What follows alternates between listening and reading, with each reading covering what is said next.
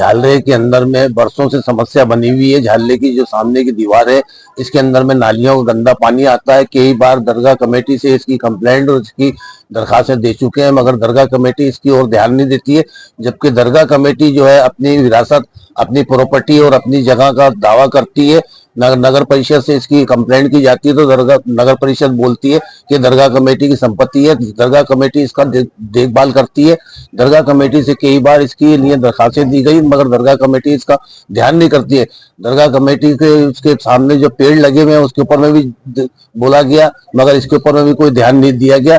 आप देखेंगे कैमरे के माध्यम से दरगाह कमेटी के जो झालरा बना हुआ है उसके ऊपर में, दीवारों के ऊपर में बड़े बड़े पेड़ उगे हुए हैं, जिसकी वजह से पूरी दीवारें क्षति हो रही है। उसके ऊपर में बड़ी बड़ी बिल्डिंगें, कभी भी जान माल की हानि हो सकती है, उससे नुकसान हो सकता है, लोगों की जाने जा सकती है।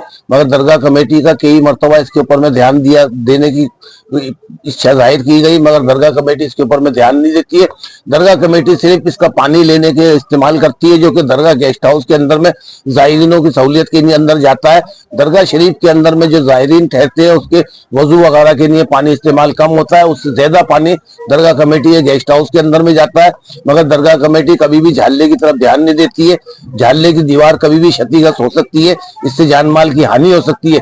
इससे पहले भी दरगाह कमेटी को इसकी इत्तला दी गई, झाले की दीवार गिरने के बाद में आज तक दरगाह कमेटी ने इसकी मरम्मत नहीं कराई गई है। नगर परिषद से बोला जाता था, नगर परिषद यही कह के टाल देती है कि प्रॉपर्टी दरगाह कमेटी की है, दरगाह कमेटी इसका देखरेख करती है और दरगाह कमेटी इसकी मरम्मत करेगी। आज तक आप देखेंगे कैमरे के माध्यम से जो 2 साल पहले इसकी दीवार गिरी थी, वो दीवार आज तक यूं की यूं गिरी हुई है। कभी भी बारिश के अंदर में और बड़ा हादसा हो सकता है और बिल्डिंगों को नुकसान पहुंच सकता है, वहां से आवक जावक के अंदर में नुकसान पहुंच सकता है। पीएस सैयद नफीस।